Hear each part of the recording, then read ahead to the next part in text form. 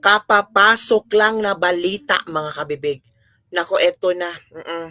Ito na House of Representative, 19th Congress, 3rd Regular Session, House Bill number 10744, introduced by Representative Paulo Z. Duterte.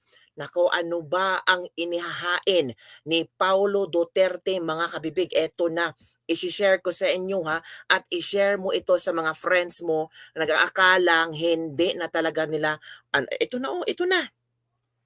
Ito na, kabibig ha. Introduced by Representative Paulo Z. Duterte, House Bill number 10744. Sabihin ko ha.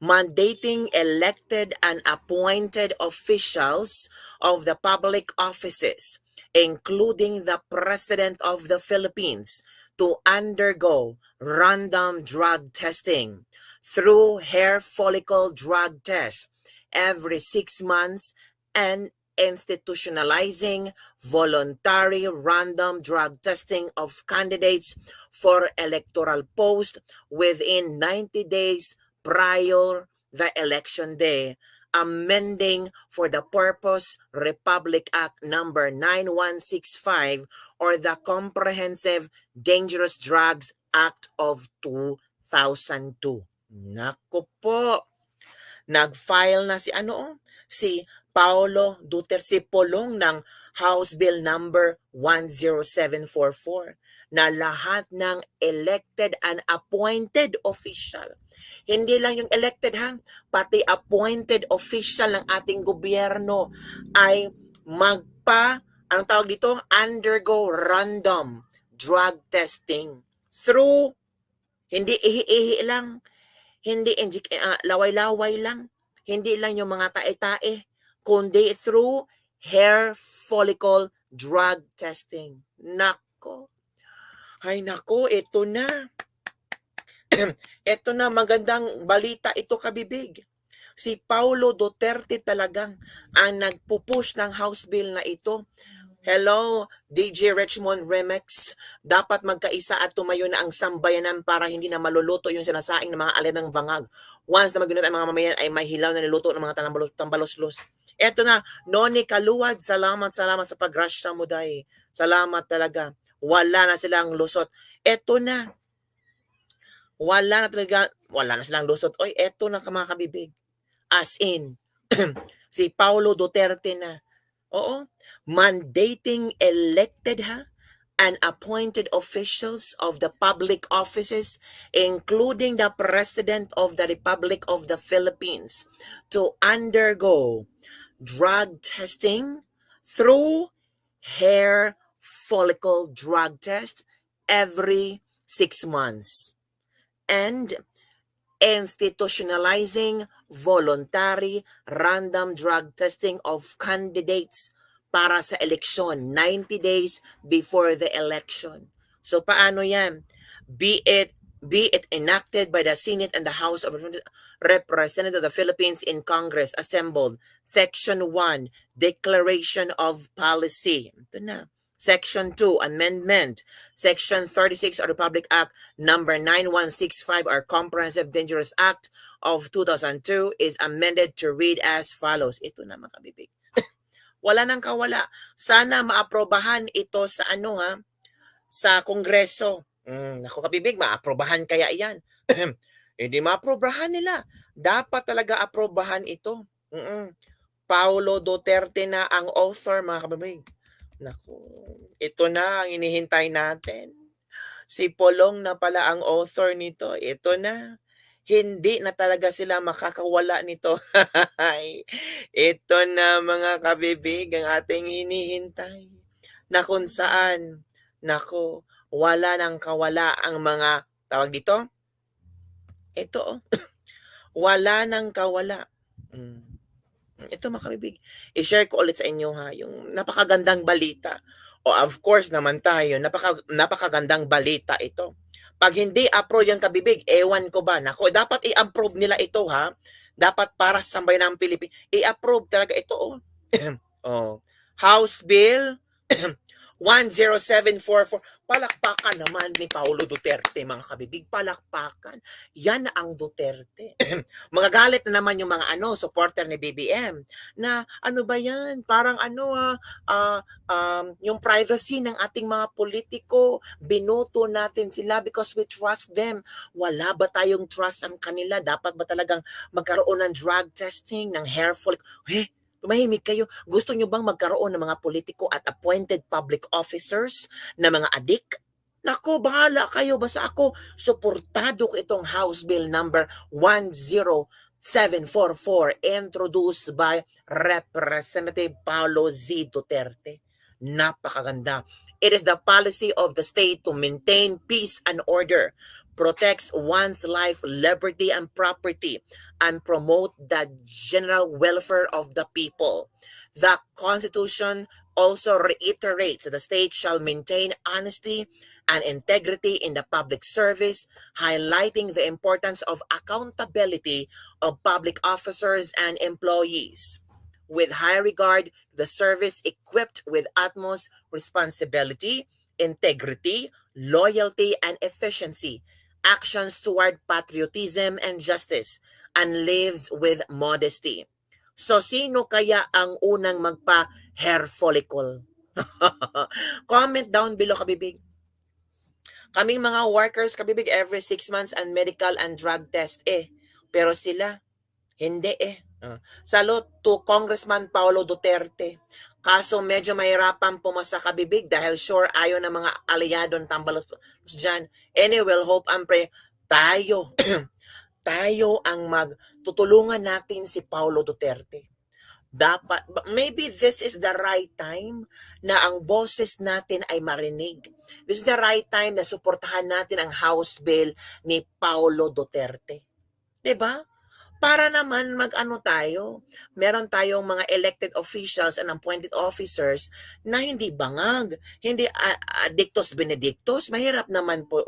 Para alam din natin ba yung sino yung tatakbong mga politiko, 90 days before the election ay magpa-drug testing na sila. Hindi ihi-ihi lang kundi hair follicle test. Kabibig, mahal yan. Mahal?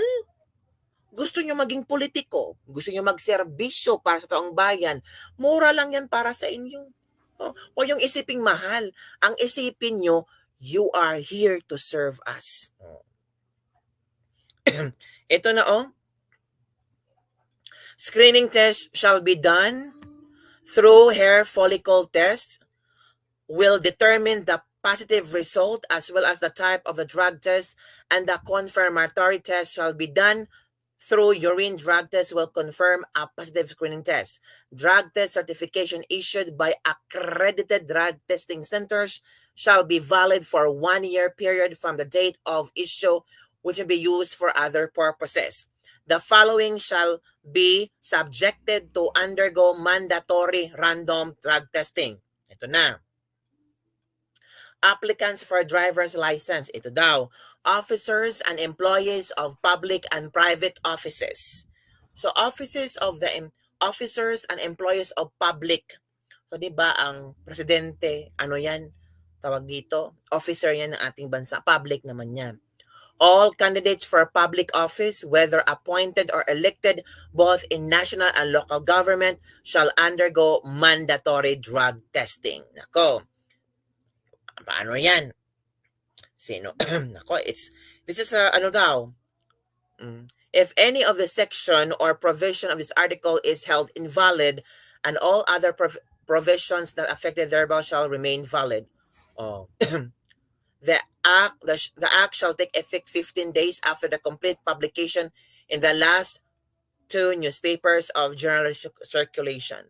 Sana ma-approve to, mga kabibig. Sana talaga. Para, it's time. Salamat, Mickey, for giving me something today. Super sticker. Nako. Salamat po sa lahat ng sumuporta. So, kayo mga kabibig, ano ang inyong reaction tungkol dito sa House Bill ni Paulo Duterte? Itong mandatory drug testing through hair follicle drug test. House Bill number 10744. Yan ang tama. Makakaalaman na natin kung sino ang polboronic. Automatic na si BBM. Kaya talaga, automatic si BBM. Kung ano-ano mga sinasabi nyo. Hintayin na lang natin, di ba mga kabibig? It is imperative that the public officials and government employees shall be the very first to uphold such constitutional mandate by submitting themselves towards accountability measures that serve as a tool in addressing the fulfillment of this mandate. Now, ito na naman, ito ang mga tawag dito, komento ng ating mga netizen. Tama, lahat ng positibo, including President, dapat matanggal. Bawal na ang adik. Congressman, wag yung isama yung kukuha ng driver's license. Pagkapirahan lang ng mga taga-LTO, public worker lang, at mga politiko ang dapat. Sus, tapos si Digong nagpa-exempt sa pag-file ng SALN. Iba po ang SALN, iba po ang pagiging adik. Dadayaan na naman ang butas ng karayom. Baka nga sa committee level pa lang patay na ang resolusyon na yan. Depende lang natin yan. Nice. So sumunod na lang sila kung ayaw nila, ibig sabihin may something nga. We need assurance din na mga mamamayang Pilipino. Trabaho nyo na kayong mga nasa posisyon na pagsibihan kami na mga nasasakupan nyo. Huwag kayong entitled. Be humble. Yan ang public servant. So, sino kaya ang unang magpa-hair follicle test? Sino kaya, no? Dumadami na mga subscribers. Yes, go lang tayo. Alden Ronda, salamat. Administration, ginawa yan. Sure, approve yan. Sayang. Sana yung panahon ni Duterte daw, baka ma-approve ito. Sayang nga. Naku, paano yan? Mandatory hair follicle test from Paulo Duterte. Iba talaga si Paulo Duterte. Ay. Kinakabahan na ang dapat kabahan. Nako mga kabibig, sino kaya ang mauuna? Dapat may mauuna kabibig. Iwan ko kung sinong mauuna kabibig. Palakpakan naman kay Paulo Duterte. Talagang author ng House Bill 10744 for mandatory drug testing hair follicle public officials, elected and appointed officials. Palakpakan para kay Paulo Duterte naman dyan. Salamat mga kabibig. So, ito na ang susunod nating pag-usapan. Ako ang mauna from Dian Trihan 143. Ito na. Oo, ito yung video na nakalap ko galing kay Harry Roque kung saan meron silang nausap-usapan daw di o mano na merong planong patalsikin, i-impeach si VP Sara. Go! Hindi natin alam kung ano mangyayari. Hindi natin alam kung may mga hakbang na gagawin ng militar. Pero sa tingin ko kasi, ang mga militar kapag duda sa isang sundalo ay drug addict, pinapadrug test kaagad. At kapag positive, si Santi kaagad sa kanyang trabaho. Mantakin nyo kung presidente pinagdudahan na gumagamit ng drug use at itong authentication nito na sa Amerika pa nanggaling, sa LA pa, film capital of the world, mahirap baliwalain yan. So, hindi natin alam kung anong nasa isipan ng hukbong sandatahan na tinalaga ng ating saligang batas na protektor ng taong bayan.